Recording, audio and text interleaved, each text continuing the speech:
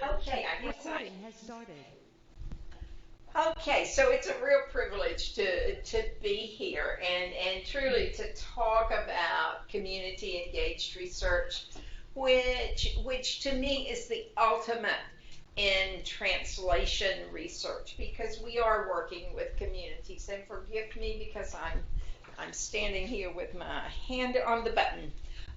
So we'll talk about some of the principles of community engaged research with a focus on community based participatory research. And by the way, you may have a copy of these slides. We'll get them and put them on the website. Okay. And so we'll talk about community engagement also in the context of research frameworks because communities traditionally at least the communities that I work with, when we talk about research, they sit back and say, okay, what are you going to do to us now? And so we will talk about it in the context of research frameworks and partnerships and level of the partnerships. And then we'll review some of the basics of data collection and just a couple of guidelines for evaluation. So the real world is trying to work across the research spectrum from bench to bedside to countryside is really what we're talking about with translation. And so, what is translation? And it's the process of turning observations in the laboratory, in the clinic, and community into interventions that improve the health of individuals and the public. And translational science, that is the science of how do we do this, is relatively new. And we really are developing that process because most of the time as a researcher we just simply say, oh, this is what we do and these are our outcomes. But how do we best translate using good science? And that has been underdeveloped from my perception. What about yours, Heather? Yeah, so I think we can say that it's truly a relatively new science. And Henry David Thoreau is one of my favorites. And he says if you build castles in the air, your work need not be lost. That is where it should be.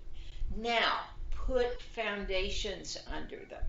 And in reality, I think when we talk about community engaged research and community based participatory research, that's what we're trying to do. We're trying to build that foundation for translation. And this is kind of an old model of translational science. And we just were at a workshop where Chris Austin, who's the head of NCATS, which is the Clinical and Translational Research Awards, said, oh, we took this model into the community and nobody understood it. And if you look at it, it's relatively complex. And so what they've come up with is a circular model that talks about the clinic, it talks about the patients, etc. And in the middle is the research process. So we'll soon have that model to replace this one. And so when we're looking at translation, you and I both know that there's lots of roadblocks. There's folks who are willing to participate and those who are not. Then you'll learn as a community member about some of the regulatory burdens that we face as researchers. The infrastructure is fragmented because traditionally the health infrastructure is set up to deliver care rather than truly engage in research. And so the academic institutions have taken that role. And therefore, there are, when we look at translation research, there's a lack of qualified investigators. And those are some of the translational roadblocks. And of course, when we look at community engaged research, there has traditionally been some roadblocks in lack of funding, but that's changing, and I think PCORI is a perfect example. The patients, let's see, PCORI is what? Patient-centered Outcomes Research Institute, right? All of a sudden, it was like, okay, what is PCORI? So PCORI is working truly on that translation research.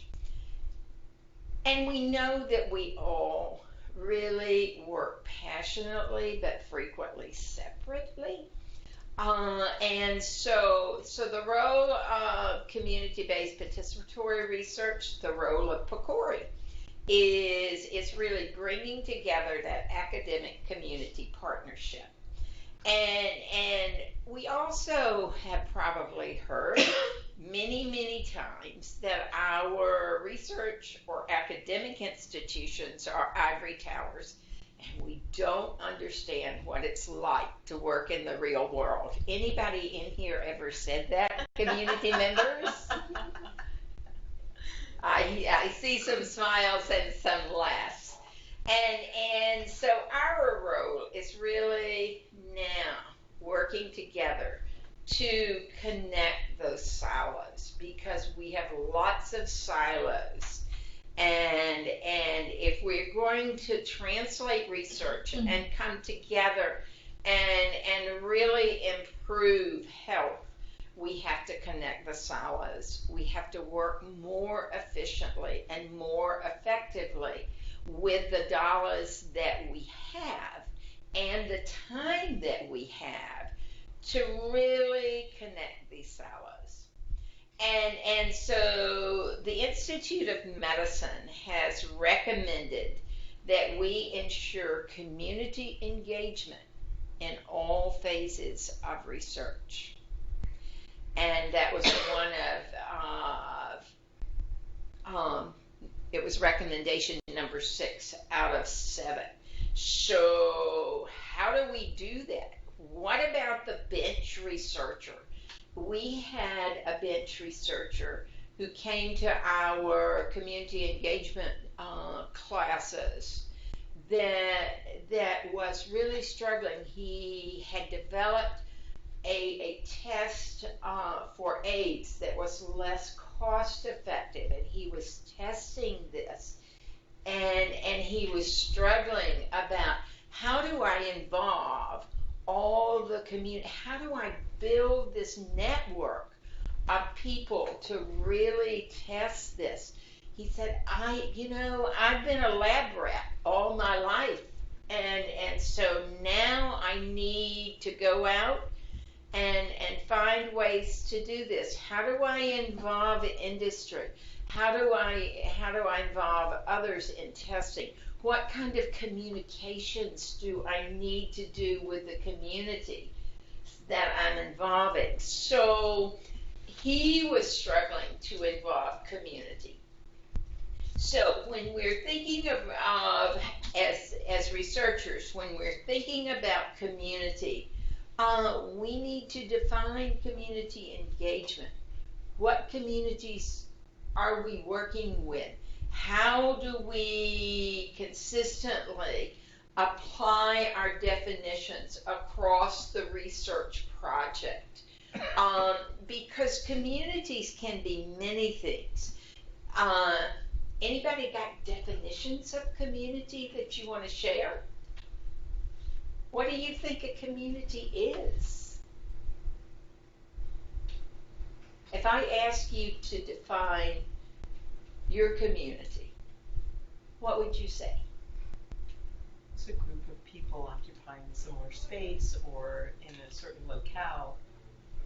Some commonality. And so, yes, that geographic community is one. Then the commonality, all of us belong to multiple communities. We live in a geographic community. We work in a community. And so many of the folks that I work with say, oh, the hospital's not in the community. And for me, I view the hospital as an essential component of the community. But the hospital is a community within itself, with norms and values and practices that those outside the community don't understand. And so we want to define our communities, and then we want to ensure community stakeholder participation in priority setting, in decision making across all phases of research, as well as the leadership and governance. And we usually have board of directors and board of visitors. We have a board of visitors, and I'm like, what in the heck is a board of visitors at the Medical University of South Carolina? And in reality, I think that's a lot of the people who are donors, etc., maybe in preparation for our board, the big board that makes decisions. Then once we define our community, get our stakeholders involved, we want to define and clearly communicate goals and expectations, because people get really confused. If I ask you, what do you expect from participating in the ASA Awards? How would you define that? And we went around, we would find that we have different definitions, different goals, different expectations. So as researchers, we want to clearly define those goals and expectations. And that needs input both from the community members that are outside the academic institution as well as those in. And then how do we engage and explore opportunities for a more diverse community? So what is community engagement? And here you see the definition, and I'll just simply read it. Scientific inquiry conducted in communities and in partnership research with researchers. And the process is such that the community members, persons affected by the condition, the disability, or the issue under study, or other key stakeholders have the opportunity to be full participants in each phase of research. And I will tell you that in the Progress in Community Health Partnerships, a journal that Hopkins publishes, if you say you're doing community-based participatory research and you don't engage the community members in the analysis and interpretation of the research, the manuscript will be returned. So there are those who believe that community needs to be involved with community-based participatory research in each of the phases of research. There is a book that you can download called Principles of Community Engagement, and it's free.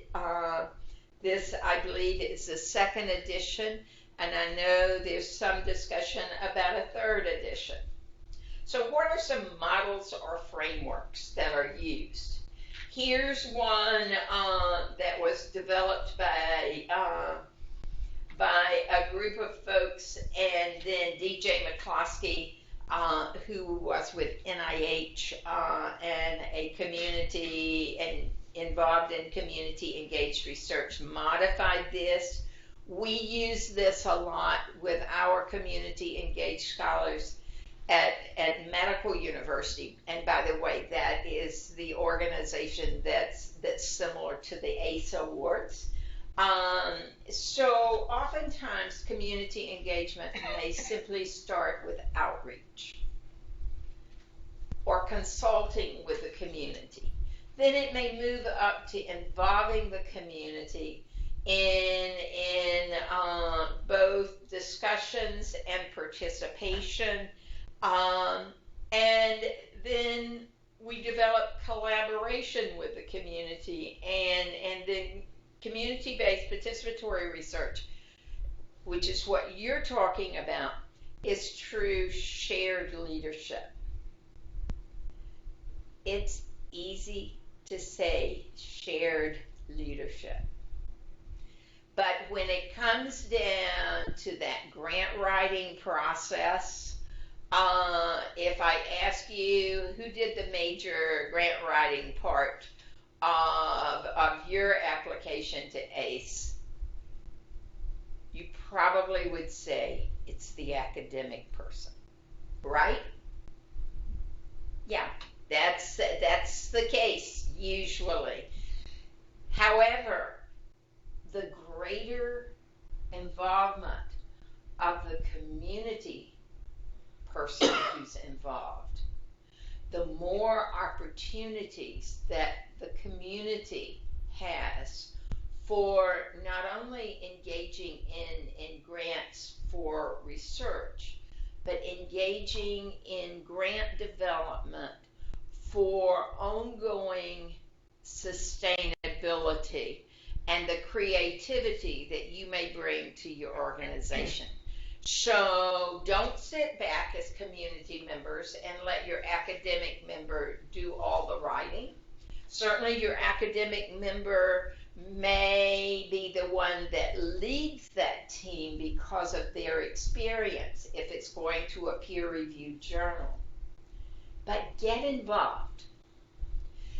In one of our projects that started in 1999 and was funded continuously through 2012, we have a community member who does not have a high school education now writing grants and sustaining their coalition. Wow. And doing it in not just the local community foundation, but statewide grants, and now has engaged in regional HHS grants. So I say that to say this: never underestimate the power that one has based on their education, because there's formal and informal education. So just think about that as you start that grant writing process for future grants, and then for shared leadership as you move through. The more you can participate and learn, the greater opportunities for really sustaining and creating community programs. Here's another more simplified way where we say that community-based participatory research leads to shared leadership and can be community-led. And this we saw last year in your workshop with the speaker who came, and I particularly liked this, but it's kind of a clear ladder of participation for community engaged research, and put some names of community placed. Lots of things take place in communities, but then there's the community based and community engaged, community participatory. So spend a little bit of time thinking about that, thinking about where your research that you're doing now, where does it fall on this ladder? and lots of keywords that we could add to, I'm sure. But one is certainly the foundation, and that is building trust. Because if we don't learn to trust as we move forward, we oftentimes have problems with sustaining our work. And then being able to share is a foundation for building that trust. When we look at health and we think of the healthcare institution, and we think, oh, they establish or maintain the health in a community. But in reality, if you look at this, the healthcare really only makes about 10% of the difference, according to McGinnis, when they looked at health promotion. So major issues are behavioral problems, and then there's the genetic behavioral patterns, and there's the genetic predisposition that certainly is mostly not modified, even though we're learning how to modify some of that. The social circumstances, then comes health, and then the environmental exposure. And I'm not sure if this would be the same today. I think some of the environmental exposure may be expanded, particularly in some research that's being done. And another way to look at health and to think about all the contributors to our life course. And this one has environment playing a large role or surrounding each of the variables. But looking at the individual and population, we can think of the pathophysiology, the genetic or constitutional factors, the risk factors that we engage in, such as smoking, etc., our social relationships, our living conditions. And we know that people who live in certain neighborhoods and communities are more vulnerable than others. And our social and economic policies play a major role. Here's another one. This is Dr. Frieden, who's the CDC director, looks at how do we have an impact on health. And most of us in the healthcare institutions think counseling and education and clinical interventions. That's how we impact. But we're seeing more and more about the socio-ecological factors and really changing policy to help people make better decisions, etc. So what is the ideal community-based participatory research?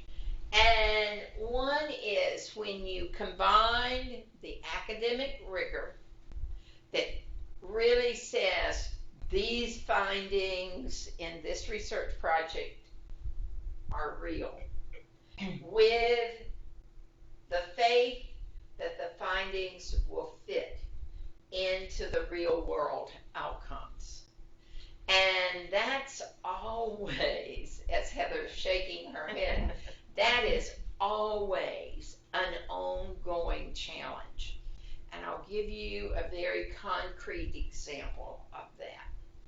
We just finished a project in Bamberg, South Carolina, one of the very underserved communities in rural South Carolina.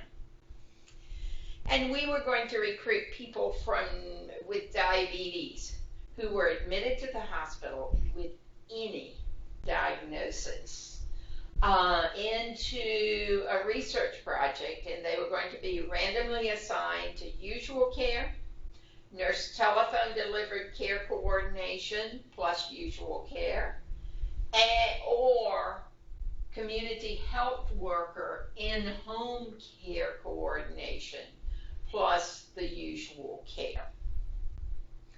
Well, initially, the community hospital said, oh, we got plenty of patients.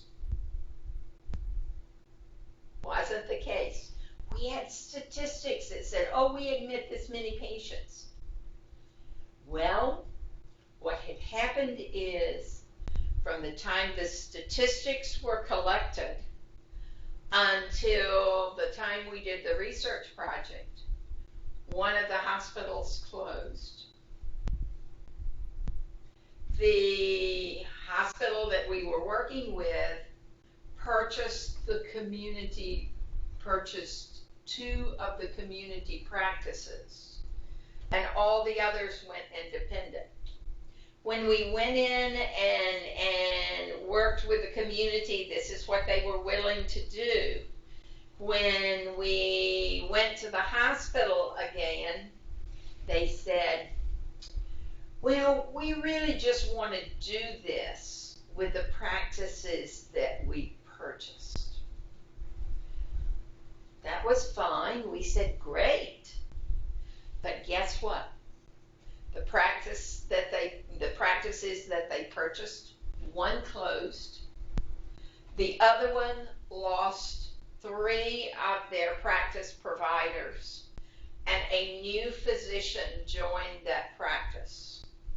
So at the end of 6 months, we had about 10 of the 60 people that were even eligible to be considered. So we are scratching our heads and saying, oops, what do we do? So we said, okay, we negotiated to work with all the physicians in the community. But the other physicians were admitting to a hospital outside the state because this was a borderline community between Georgia and South Carolina. And we were using Office of Research and Statistics in South Carolina to collect the data. And they didn't have access to Georgia data about outcomes. So we started and we decided, ooh, how can we do this? So we went directly to the physicians and started recruiting from physician practices rather than from the hospital. And we recruited folks with uncontrolled diabetes. That was good. And then the physician said, these patients who are uncontrolled, we don't want them assigned to usual care, because why would we refer them to you if you're not going to give them all the other things that you need? So here we are with 3 groups. What do you think we did? Anybody want to take a guess? You offered to drop usual care. Yeah, sure. We dropped the usual care group because that was the feedback. And this really illustrates, and we got wonderful results. And now we're following those patients for 2 years to see if we can decrease hospital readmits and emergency room visits. And we have a collaborative agreement to get that data that we need. And we were able to reduce, based just on dropping A1C, we were able to reduce cardiovascular risk by 45%. But this illustrates the importance of doing small feasibility studies. This was not even a pilot study, it was a feasibility study to see, can we do this and how will it work? So again, I give you that example of the ideal CB-PAR and how we handled that. if we were on an NIH grant that was a very large grant, we would have probably had major issues unless we had labeled it feasibility study. But even with a large grant, you can see sometimes how important it is, because some of those issues were time related rather than community partner related. So systems may change, but if you're working with the community, we'll get an idea of what those changes are, and the community can have input. So what outcomes did you measure? We measured A1C, blood pressures over the period of 12 months. And then in addition to that, we measured quality of life and building social support and sustainability for diabetes management. Pre-post. Pre-post. But really the major outcome, and this is important to define your major outcome versus your secondary outcomes. And our major outcomes were two: A1C control and cost and hospital and ER utilization, because those were the expense drivers for most healthcare situations. What would you have measured, Heather? Other than insanity and crisis with the PIs. The only thing I could think of in that case that I might have, if you could do it, would be medication adherence. And so then, well, we used Marinsky's medication adherence scale. But my question is, how do you, what does the evidence say about measuring and how to measure medication adherence? Anybody? Guess what? The integrative reviews that look at medication adherence basically say there ain't no good way to do this. That is in my country language. But pill counts, pharmacy buying, pharmacy purchasing, there are all sorts of different ways to do it, but none of them are really good. And that's a challenge we're having in some other studies too with blood pressure control, because medication adherence is a major issue. So it may be easier with children than it is with adults. And I'm saying no. But they found that people, once you started counting the meds, that people were they learned what you would do, and if they forgot, they would remove them from the bottle. So when you counted them, it was like, oh, they're perfect. Why isn't this working? And I was doing I'll give you these examples because I think this illustrates this real world issue.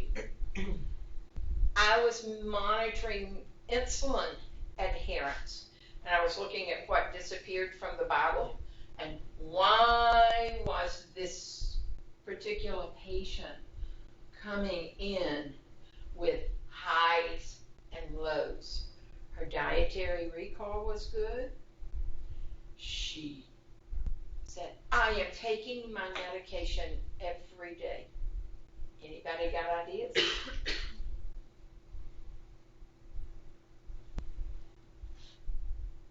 She said to the nurse one day, I just don't know. My arm is getting lumpy. When she had been taught to inject her insulin, She had been given the chart that showed the injection sites. But she had been taught with the nurse saying, and you go straight in. Guess where she was injecting? Right here. So that's another example of real world and some of the issues. I mean, and I guess I asked my question because this issue of we don't want a control group, we don't want, somebody to get nothing, is such a common roadblock when you're trying to bring research into the community. Because, really, there's usually someone, the physicians or someone advocating, they know, like, look, Right. they're aware, it ain't working. Like, we need to do more. And, like, the last thing they want to do is sign up their community or the people that they're caring for same old, same old.